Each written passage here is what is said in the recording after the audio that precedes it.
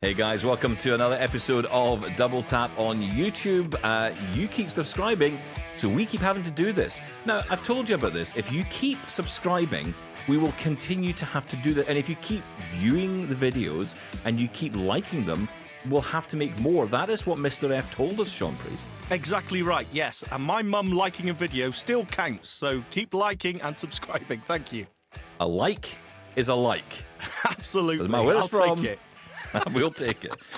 So far, so good. I think we've checked our, obviously I check the numbers as we go along here. Yes. And I've checked up against Marques Brownlee, who's a well-known YouTuber, of course, tech journalist. iJustine as well. Obviously, they're getting the millions. We've got 3 views, I think, per video so far. So we're doing really well. I think we're doing fine. Not bad. Up and coming. I think we're doing fine. I believe that is. Exactly. Not quite viral, just slightly sickly. But we're getting there. Right. A little bit pale. That's what we are at the moment, which is ironic because we are both very pale. Listen, I think it's time for us to talk about the thing we've kind of never really discussed. Not really. This is like one of those conversations between friends that you kind of... Now's the time to have it, Shaun. It's that time. Wow, now I'm really nervous. Okay. Gaming consoles. Oh, He's like, wow, thank goodness for that. Yeah, so gaming consoles. Is it time for us to get into gaming? Like proper gaming. I'm talking console gaming, right? Not that nonsense you do on that Amazon Echo. There's nothing wrong with Night Manager. Shaun of the Shed on So Night Manager, by the pathetic. way, if you want to fight me. No, you know what? Fight you? Yes, let's not get into it. It's fine. But Still don't know how that thing I works. kind of get what you mean by that, because it does feel, because we have audio games on your smartphone that we can play. There's, on the smart speakers as well, you've got games. It does kind of feel like not proper gaming. I know people are going to start shouting right now when I say that, but it does. Let's be honest. Typing loudly. Yes.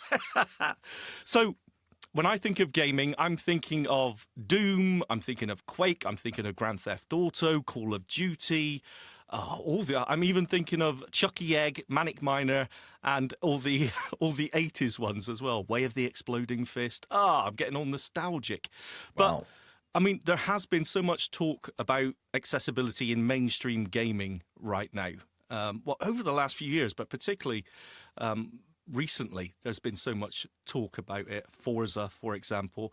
And I think it is. I'm starting to think, okay, is it now the time that actually owning a gaming console, if you're blind or visually impaired, is it an option? I still don't know because it's still an investment. Do you mind? It's just that I got some nerd on me there.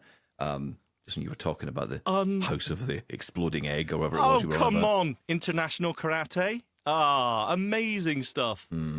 You had an Atari ST. I had an Amiga. So, back in the day, that's iPhone versus Android. To be perfectly clear on this, my dad had an Atari ST that I was allowed to use on the odd occasion. He was the computer guy, really, when I was growing up. I mean, he was into all the computer stuff, and I wasn't. I wasn't into it that much. I was at school. I got into it at school, and it was the Mac that I ended up getting into. Of course. And the first game I ever played was on a Mac. It's funny, we were talking on the show recently about the 40th anniversary of the Mac, and I was getting all giddy about the Mac Classic of old and my old power book I used to have and all that stuff. And it's funny, I was kind of thinking to myself, and I mentioned this to you, that I was on eBay, because I'm getting a bit obsessed with eBay. I'm like, I can buy old things. I'm getting to that age where all I want to do is buy old stuff. That new service called eBay. Yeah, well done. Yes, I'm totally up to date. I'm all in on the new stuff, So eBay's a thing apparently, where you can. Now, if you don't know eBay, what you can do is you can buy stuff that other people don't want for a ridiculous price, and it may turn and up. pay heavy shipping fees and import taxes, as I've just done on one particular product. But anyway, so I was thinking about the Mac of old, and I thought, wouldn't it be great to get my hands on one of those old Macs again?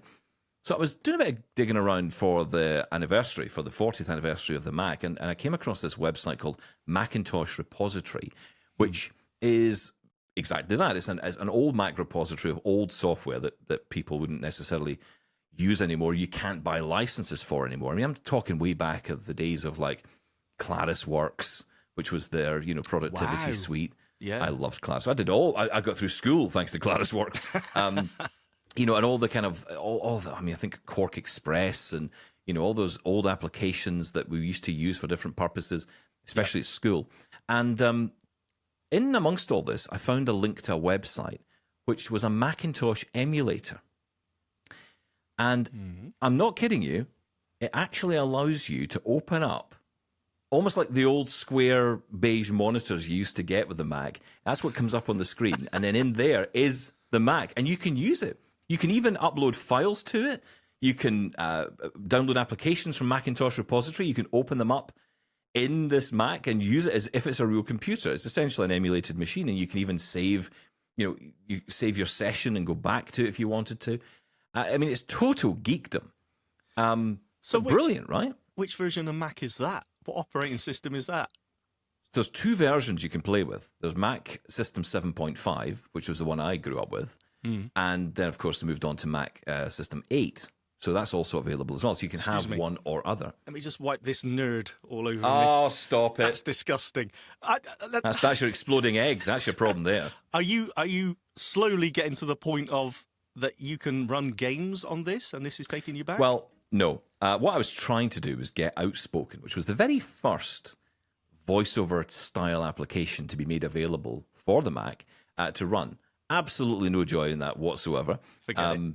I think the problem is, and this is, of course, the thing that takes me back, is there were certain things you had to do with a Mac back in those days. Like nowadays, you just take the application file, you put it in the applications folder.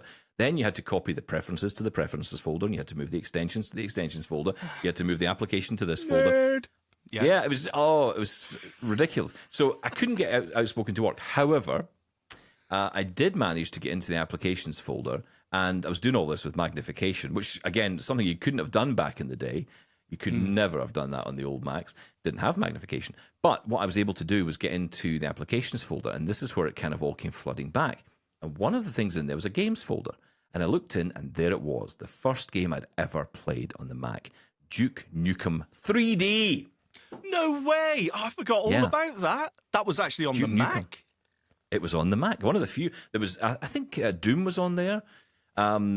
I mean, I certainly remember, not on this emulator, but on the, I remember having Doom. On the Mac? Wow. On the Mac. Duke Nukem was on there. So these were all kind of games. I mean, there was one called Carmageddon, which if you think Grand Theft Auto is 18, you wanted to try this thing. I mean, it was absolutely horrific. I used to play that all the time. I remember. Oh, it's just sound effects were the worst nostalgia thing. trip, right? But that's kind of the thing. When you think of how many hours we used to put into these games back in the day. Oh, hours. Yeah, Hours. like whole nights would disappear. Absolutely. And you know what? I miss that. I miss wasting my life because, look, gaming is now Well, we do it now, but we do it differently, right? We use social media. Yeah, we do. But it's $1 billion industry. Gaming is actually now a serious media type. It's no longer, gaming. Like in the 80s, it was just a throwaway thing. It was nothing. But now gaming it's bigger than movie. Bigger than movies, bigger than anything else. It makes billions and billions. And it's more serious. And there's some amazing games out there. And we are excluded, or at least we were excluded.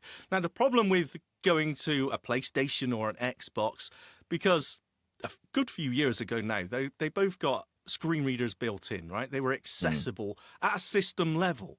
So you could go through the settings, or you could use it as a media player to certain levels, certain degrees. But when it came to the actual game, how many games were out there that we could play as blind or visually impaired people? It always seemed to be a very, very small number, if any at all, back in the day. And it's quite an investment, a gaming console now. So it never seemed quite worthwhile. But I think you're right. I'm starting to reconsider that.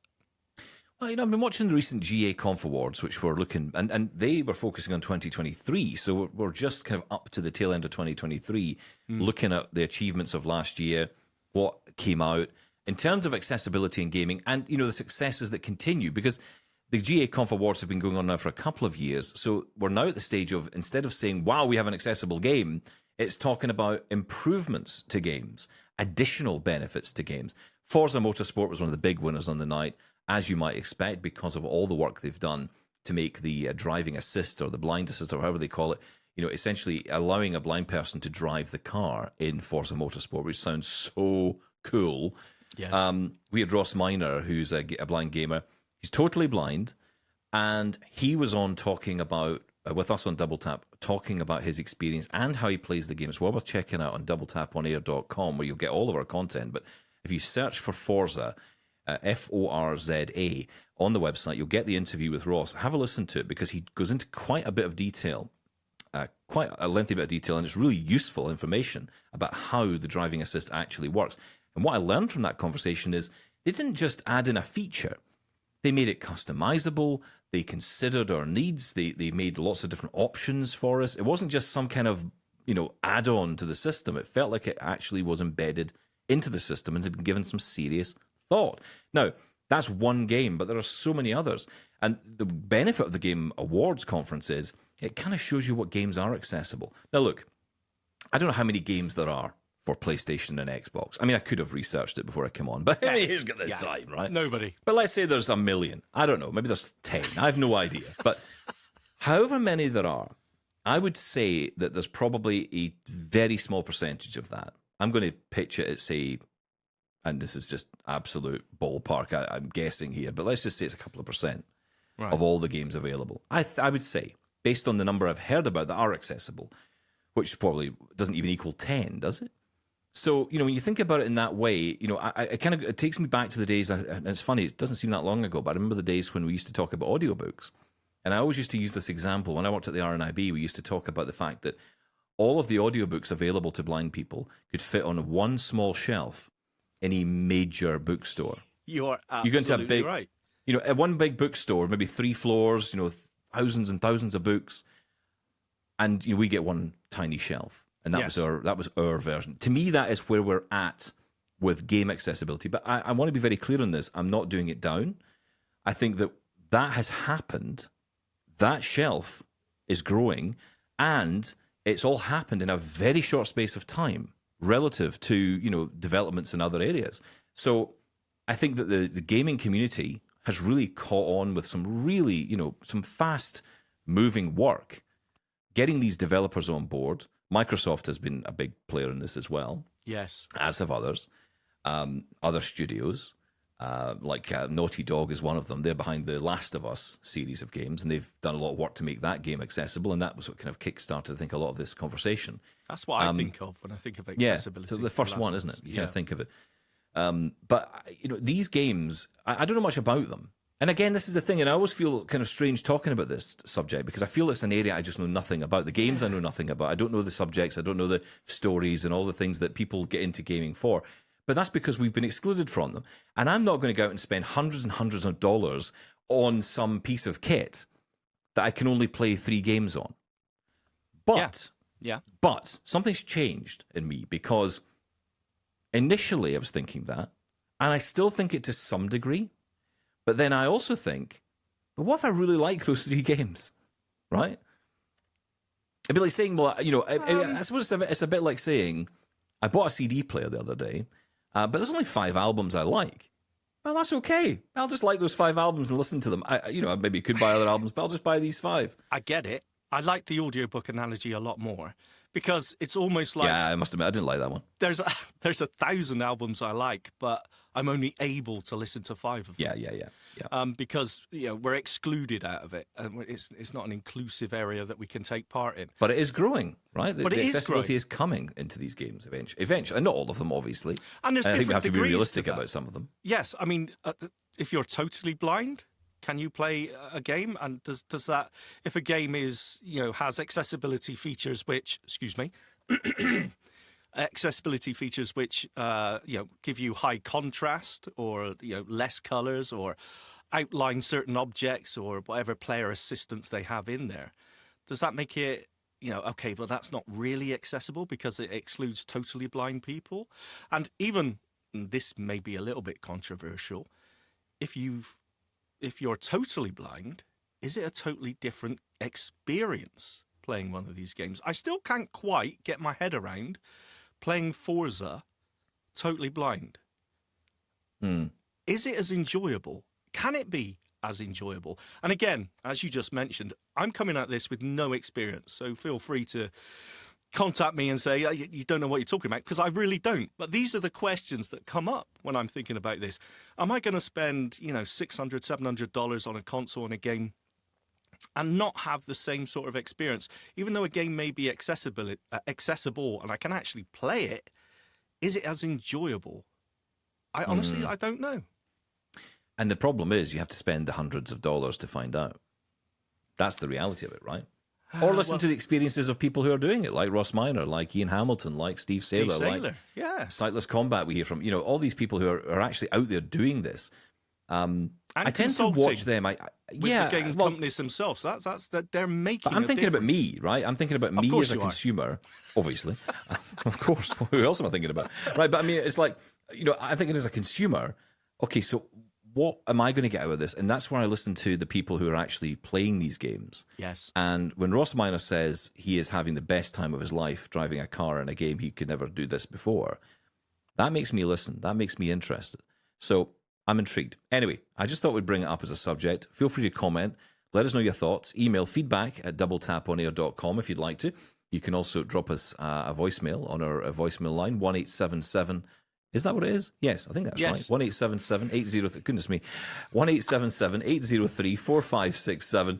And of course, you can find all of our content at doubletaponair.com. There's way too much to remember these days. I don't like it. I know. Are you not reading your auto cue? It's all in front of me somewhere. It's in my head. My internal monologue and auto cue is running at the moment. The internal monologue is also saying "get off." Yes. So is everyone else. Yeah, exactly. We'll catch you next time. Thanks for watching. Don't forget to like and subscribe. Bye-bye. I did it! I became a YouTuber. I don't like it. What have I become?